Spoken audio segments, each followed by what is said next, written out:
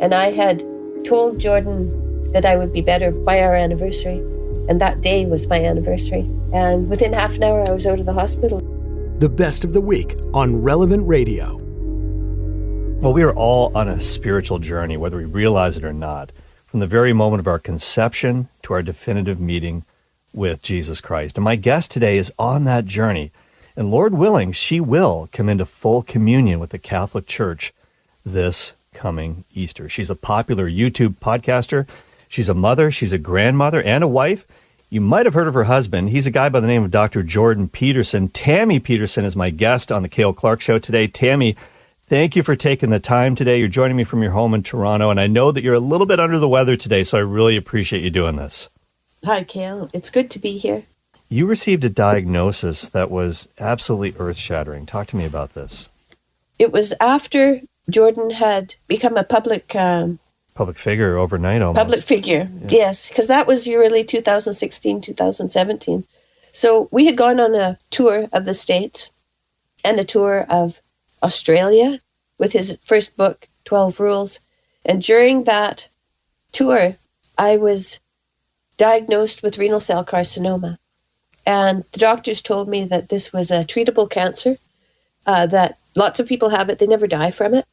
It was something, I didn't have to have surgery right away. I could finish the tour and then I'd have surgery. So we finished our tour. We were in Santa Barbara. It was our last weekend. And we were heading home. And I had no idea how last weekend that would be because I went home and I had surgery on the 8th of March and it went very well. They took out half my kidney, but they biopsied it. And 6 weeks, 5 weeks, a month maybe, at least a month after my surgery, I started to get some pain in my back. And they looked at my results more seriously and realized that there was the hint of something called a Bellini tumor. There were cells of this type in the biopsy, and they called me into the hospital and called myself and my husband into the hospital. And we sat down and he was handing me sheets of paper to sign and his hands were shaking. He that wasn't a good sign to you, was it? No, it wasn't a good sign. He said, I'm sorry, we were wrong. Actually, what you have is a terminal cancer and there is no treatment for this type of cancer. Surgery is it because most everybody dies.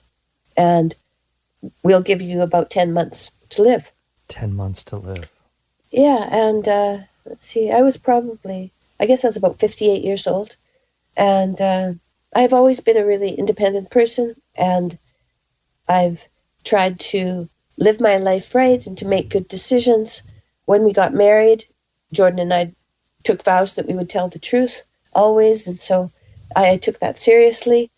But this was something a little bit different because I was being challenged even more. He told me that, and I thought, my mom died pretty young, and turned out that her sisters, both and her brother, all died before they were 70, so pretty young. And maybe I was going to be one of those people too. It's no doubt a stressful time for you because, well, on the one hand, this wonderful thing is happening. People are engaging with his ideas on an international level, and he's really helping a lot of people. At the same time, his wife is in the hospital, has been given 10 months to live. And I want to ask you also about somebody else who was frequently at your bedside in the hospital, your friend Queenie. And I know Queenie. I've met her. Queenie, she's a convert to Catholicism as well, your friend. How did you meet her? Well, Queenie first came to our house.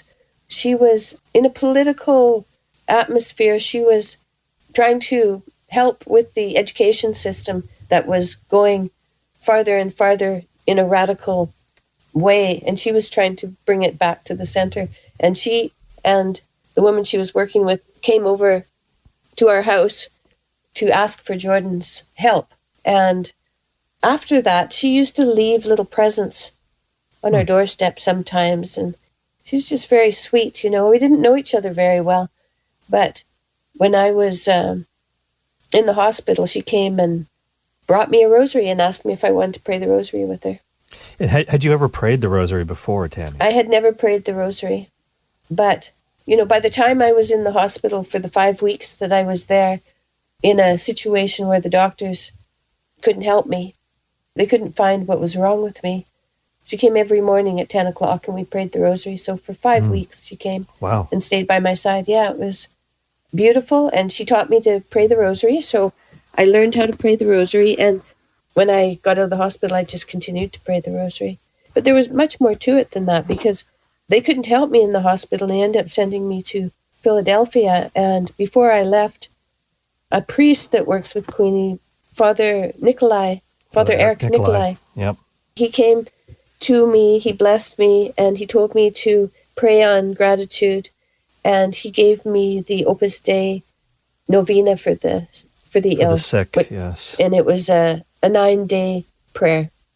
And I took it with me to Philadelphia.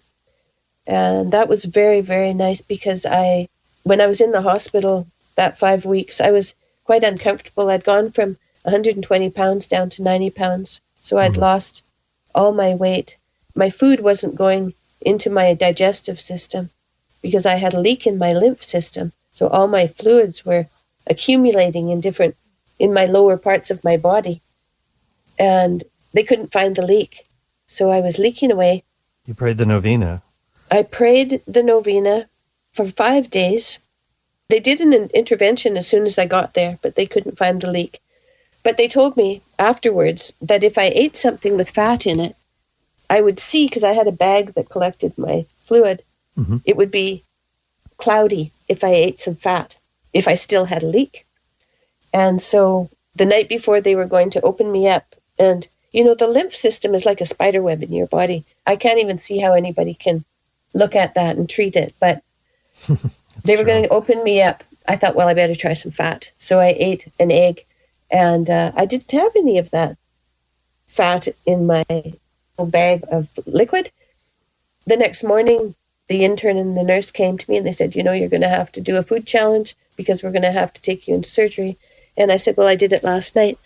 And they asked to look at the bag, and they looked at it, and there was nothing cloudy. And they said, oh, well, it looks like you healed on the 5th day of the novena. And that day was also my wedding anniversary. And I had told Jordan, this was in August 19th, I'd told Jordan in June that I would be better by our anniversary. And that day was my anniversary. That's incredible. So it was quite a surprise. It was a good surprise. And within half an hour, I was out of the hospital and on my way home. That is unbelievable. Did you connect it at this time to this novena asking for the intercession of St. Jose Maria? Did that kind of factor in, like, hey, I wonder if this prayer thing has something to do with it. I've been praying the Rosary and now this. Well, I wasn't just praying the Rosary. I was very, very cold because I had no body fat. So I would be cold at night, and I'd wake up and I'd pray the Lord's Prayer. Whenever I would be sent for scans, and the scans were very uncomfortable, and I would pray the Lord's Prayer through the scan, and the pain wouldn't really bother me at all. It would sustain me. Those prayers sustained me through all that time. And so I wouldn't be surprised if the novena was helpful. I wouldn't be surprised because the Lord's Prayer sustained me as well. So, yeah, even though you couldn't really eat and your weight had dropped, thinking about those words of Jesus that man does not subsist on bread alone, but on every word that comes from the mouth of God. That's incredible.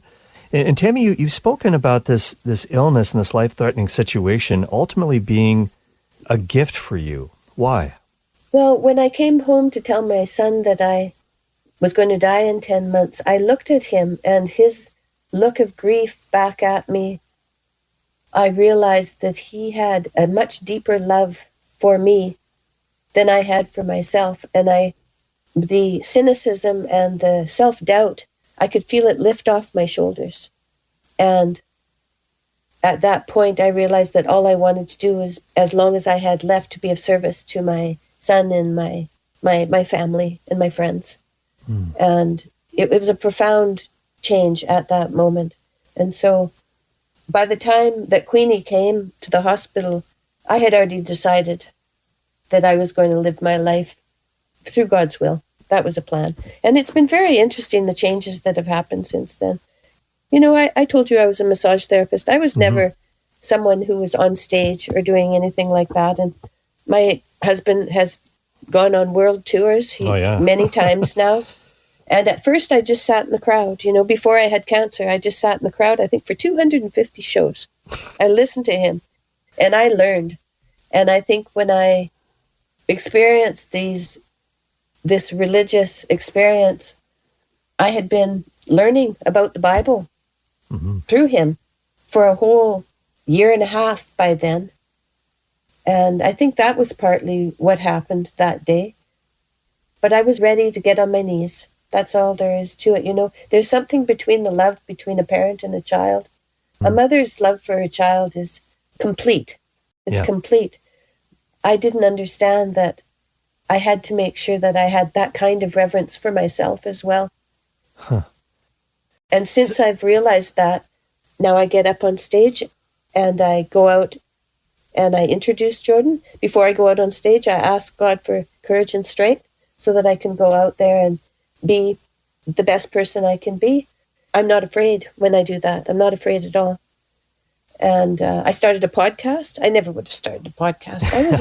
I was a massage therapist, but I love having a podcast. I love talking to people.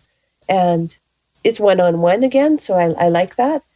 But it's public, and I'm getting into issues now that are important. Mm-hmm. And I feel that God saved me for a purpose. Well, I actually prayed to God. I said, if you save my life, I promise I'll speak publicly. So here I am. I don't have any choice now.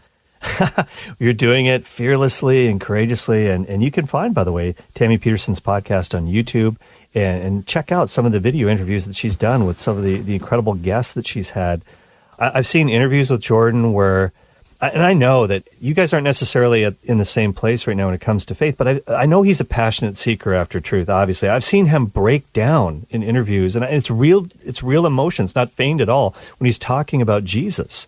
And what I wanted to ask you, Tammy, is that obviously your search for truth has led you to the Catholic Church. And obviously Jordan's not there with you right now, and I don't want to ask you about him because his journey is personal too, but what has it been like for you to be married to somebody who's not yet where you are when it comes to Catholicism?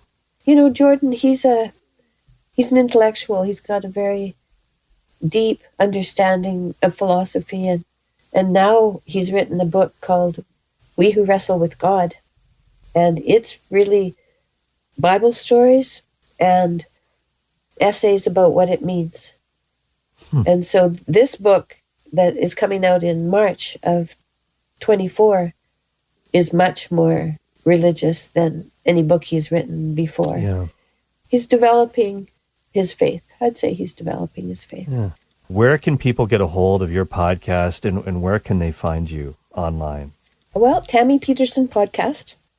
That's the name of it. It's pretty simple. And it's on YouTube. I try to post my videos on Twitter in case YouTube doesn't want to post my conversations, then Twitter will post them. Instagram has shorts on it, so that's a good way for people to listen just a little bit and see if they're interested. Get a little taste, so that's where you can find I like that.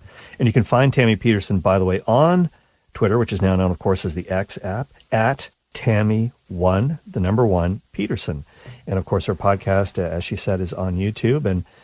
And thank you for speaking freely with me today on the Cale Clarke Show. I really, really appreciate your time. God bless you. We'll be praying for you, and all of our listeners will be praying for you on your journey. You're in RCIA now, and the Easter Vigil will be here before you know it. So thank you so much, Tammy.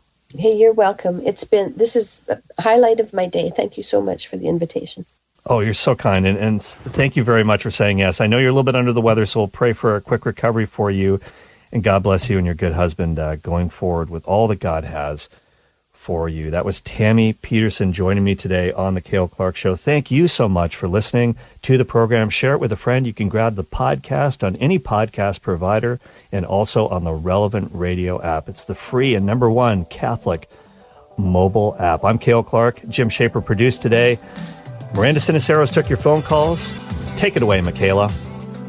Thank you for listening to my daddy. This entire episode of The Cale Clarke Show is available on the Relevant Radio app. The Relevant Radio app is completely free and updated daily with fresh articles, podcasts, and prayers. Don't delay. Download the app today, and thanks for listening.